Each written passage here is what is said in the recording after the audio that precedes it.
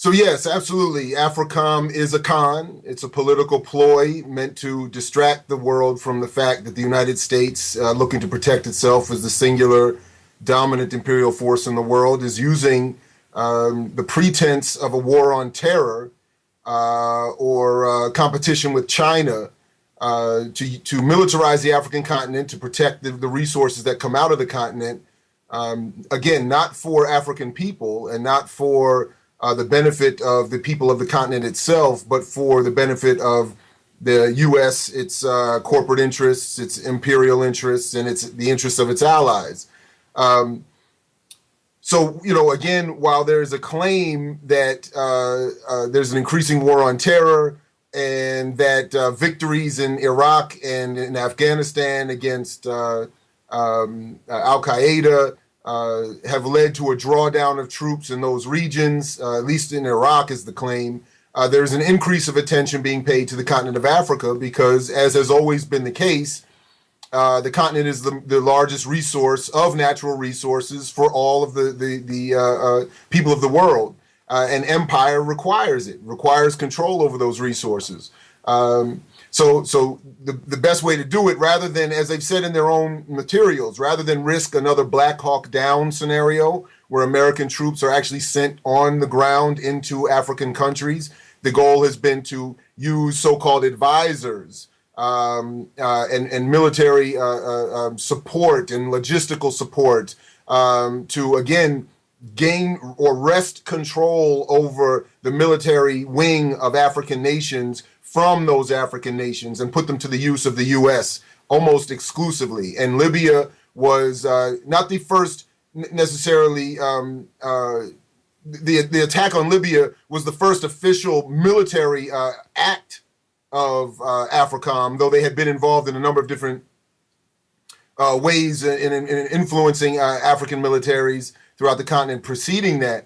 But Libya was really the unveiling of AFRICOM. The use of military advice, the bringing in of NATO to strike from a distance, again, not to risk another Black Hawk Down scenario where American troops are actually put on the ground, but to, from a distance, through great amount of bombing and flights and long distance missiles, to attack an African nation and kill many, many civilians and to wrest control of Libya from someone who, despite what the West has been saying about Gaddafi, had been someone who had done a greater job than anybody in the West had done in redistributing the wealth that he was able to generate from the resources of their country, and who owed no debt to the IMF or the World Bank, which is unacceptable from the standpoint of those in power. Debt is power over other people. So if somebody doesn't, without debt, there's less control. So this was a great unveiling and a great victory for AFRICOM and for the United States and for the West. And I think is sort of foreshadowing what's going to come in greater number and in greater amounts in the future. That is, we're going to see more militarizing of the African continent. That is, through control of AFRICOM, through the auspices of the West and the United States in particular, and we're going to see more and more money and resources siphoned off from the continent and put into the coffers of those in the West. This is of great concern for me, and I think anyone who has any concern for not only African people, but for a greater balance of justice in the world. What Barack Obama has done and is doing in Africa, the mother of civilization, all civilization. What about Africa? What's happening? Well, in the first film, The Obama Deception, it was predicted, and rightly so, it has been proven to be correct, that Obama and his minions would be attacking Africa, would be developing war plans and carrying out those war plans. Did that happen? Did it actually happen? It most certainly did. Think back with me for just a few moments. Think back to Libya. Libya on the African continent. Think back to how this sovereign nation was bombed to smithereens. By whom? George W. Bush? No. Barack Obama. Think about it. Think about the fact that not only in Libya, in North Africa, but also in Somalia, drones are being used to indiscriminately bomb. And there's no such thing, by the way, as a smart missile or a smart bomb. Only dummies think that they're smart missiles and smart bombs and smart drones. But being bombed to smithereens, the massacres that resulted, for example, in Libya, North Africa, as a result of the destabilization by Barack Obama and his minions. The horrible human disaster where we're talking 40 to 50 to 100,000 people being massacred. Do you think for an instant Obama didn't know that this is what would occur? Of course he knew. The whole thing was meant to destabilize Africa, okay, whether it was Libya, North Africa, Somalia, East Africa, whether it was Syria. Think about what's happening in Syria today. Syria being very, very, very close to the African continent. By close, I'm speaking in geographical terms. Think about these things. AFRICOM. Have you heard of AFRICOM? AFRICOM, the militarization by the Obama regime of the African continent. The militarization for the purpose of using African armies to kill each other, acting as proxies for the power elite of the U.S. In this case, acting as proxies, if you will, for Barack Obama. The first African descent president of the United States bombing Africa. It did not play politically well. And President Obama has taken a tremendous hit, particularly from the activist, Pan-Africanist component of the Black electorate. He had no choice but to step back politically and make it appear that someone else was carrying this out. But at the end of the day, we understand that even though there was this appearance of leading from behind, the problem is that it was led all together. And there were U.S. soldiers who were on the ground. There were U.S. special ops on the ground, U.S. Servicemen who were flying French planes. So the United States was engaged, the United States was leading, and the United States made a terrible mistake. The liberation, the force for liberation and freedom, the rhetoric of the West of making the world safe for democracy or fighting the last war, well, that was not lost on Africans who also wanted democracy. They wanted their share of no more war, no more conflict, but they were willing to fight for their freedom. And they did fight for their freedom. So much so that the forces, the colonial forces, were forced to retreat. And what that left was the dominance, because of their lack of colonial history, of the Soviet Union, now Russia, and of China. They were able to make entrees because their history lacked that colonial exploitation on the continent. And they did make entrees.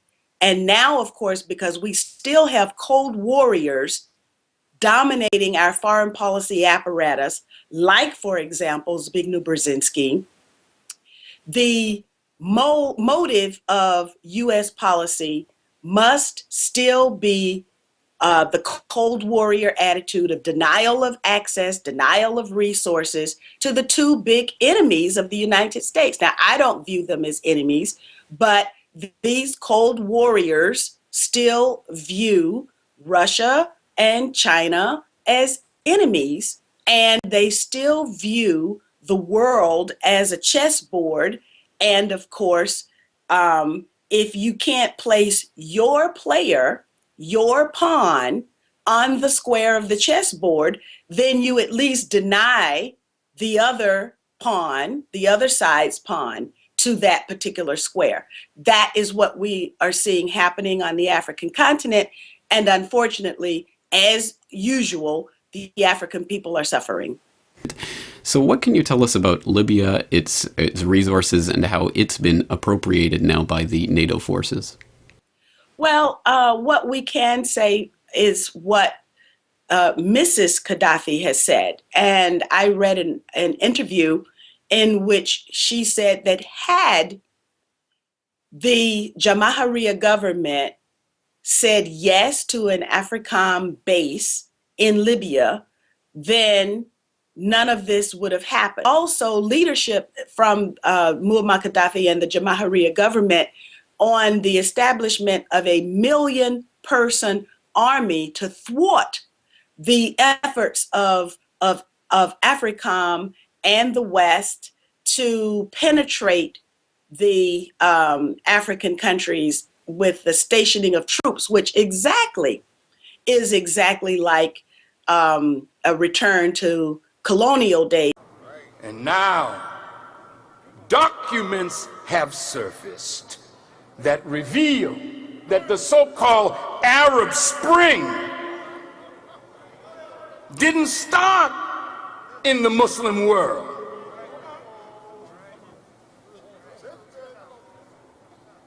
Well, where did it start?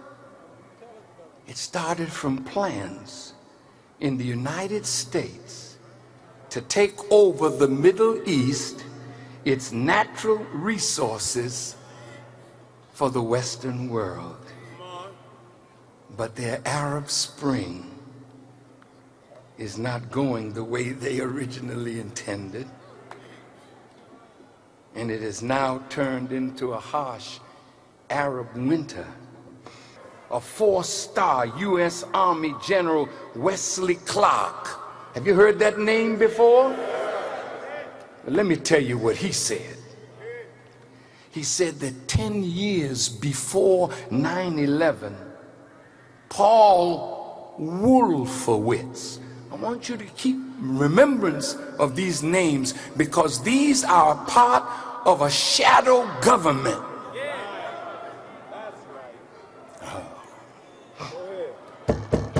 Let me say it again. These are part of a shadow government. A shadow government means you got a government out front, but you got another government behind that are trumping the things that the government out front is saying. Now I'm going to prove what I say.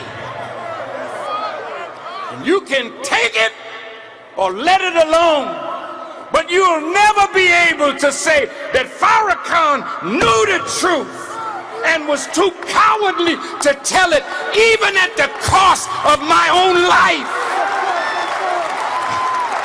Mr. Clark said Wolfowitz, the neocon architect of Bush's war on Iraq, told him of plans to clean out the Middle East and take over those Muslim nations.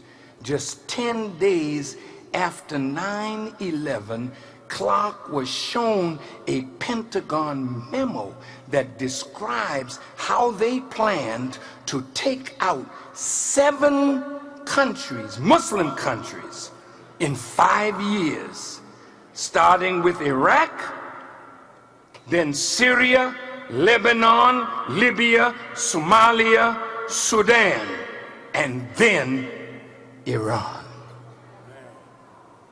They call this project the Greater Middle East Project, but for the public and the media, they're calling it the Arab Spring. Journalist and historian William Engdahl is reporting that some of the Arab protest leaders were trained to be instigators in Belgrade, Serbia, by activists financed by the U.S. State Department. If the State Department is financing this, let's see what Mr. Engdahl has to say more. He said the ultimate goal of the United States is to take the resources of Africa and Middle East under military control in order to block economic growth in China and Russia, thus taking the whole of Eurasia under control. Now, you may not know it now, but America is already at war with China and Russia.